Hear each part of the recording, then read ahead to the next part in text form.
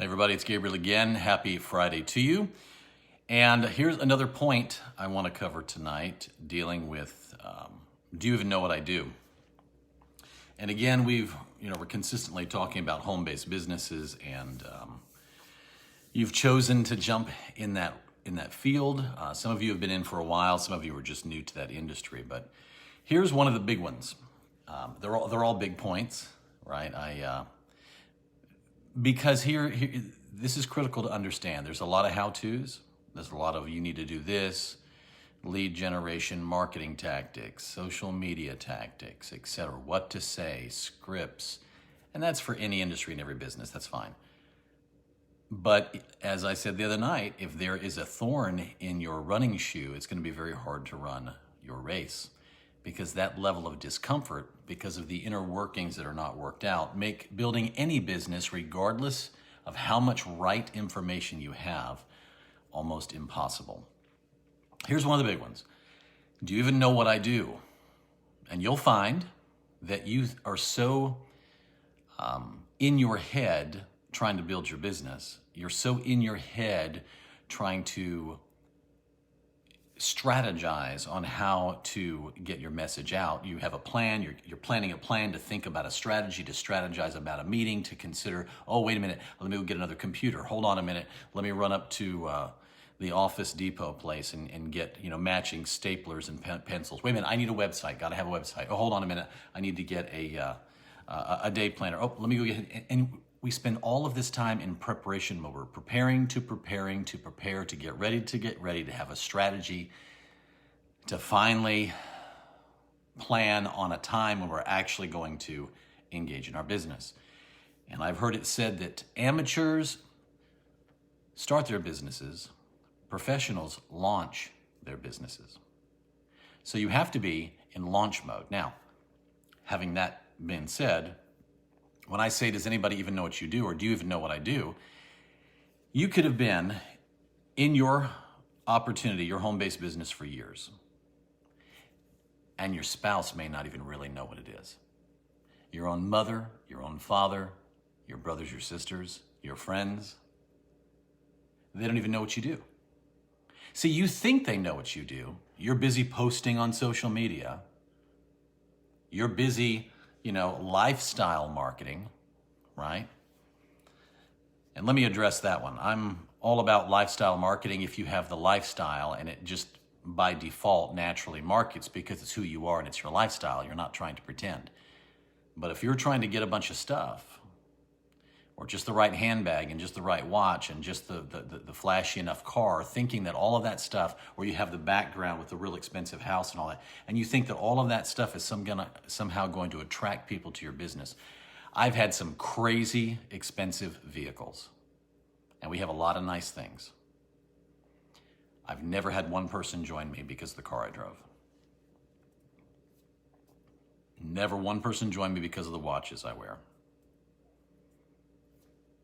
Sometimes I don't even wear the watch, and I'm running around in the family car all the time. It's because here at the end of the day, that stuff is another huge, because we all feel like we have to lifestyle market. Well, I need to, have extra bling on it, and extra shine, and extra attraction. I'm going to have this air of success because then people are going to be attracted and join me. I'll tell you what, most of the time, all the stuff you get just makes people jealous, and they wish they had it rather than you. It rarely works as a business tool. Let me just put it that way. The more stuff you have, the more people many times will have a problem with it. So, you have the stuff, enjoy it anyway, but if you're doing it to impress other people and to attract them to what you're doing, it's just another sidetrack. But when I say, do you even know what I do? I have business associates, friends. This has happened to me countless times. People that know me, yeah, aren't you in such and such? Don't you do so-and-so? I'm like, what are you talking about? Because I'll ask them outright. I'll say, do you even know what I do? I said, listen, we've been friends a long time. You've watched me. But do you even know what I really do? Well, yeah, don't you kinda? And they'll give me this crazy answer. I'll say, no, that's not at all. And then I'll say, you know what? Will you give me 15 minutes and let me just explain to you what I do? Because I would love to have your support. How honest is that? How free is that? How easy is that? Give me a few minutes. Let me actually explain it to you so you actually know what it is. Many of your spouses have no idea what your home-based business is. They couldn't explain it in a room. If you said, hey, honey, say something about the business or about our products, they couldn't say anything about it. Right? Family members. Yeah, you would expect your family and your friends to support you, right? But remember this old saying. Here's a good one. Family and friends will not join you until strangers celebrate you. You cannot believe how true that statement is. But see, we're so busy in our heads trying to build our business and strategize. And so when somebody comes up to us and we're talking to them, or we meet somebody, or we're, quote, marketing ourselves in whatever method that is, and we're actually having a conversation with somebody, we are half listening only so you can throw in your pitch. I rarely, if ever, try to pitch people. I'm very honest about it. I said, you know what Holly and I do? I'd love to have your support. What do you, and I'm just real direct about it. People say, what do you do? Well, you know, I adore the home-based business industry. Leverage is how you create any wealth model. And you know what? This model allows you to have leverage in your favor rather than being leveraged for somebody else. And I just like the freedom too much. I've always been entrepreneurial, and so wanted to be with my wife. And you guys have heard me say this maybe for years. If you've followed me for any length of time, you know this is always being said somewhere. I've said it in front of meetings with packed auditoriums, and I've also said it in rooms with 1-2 people, or anyway.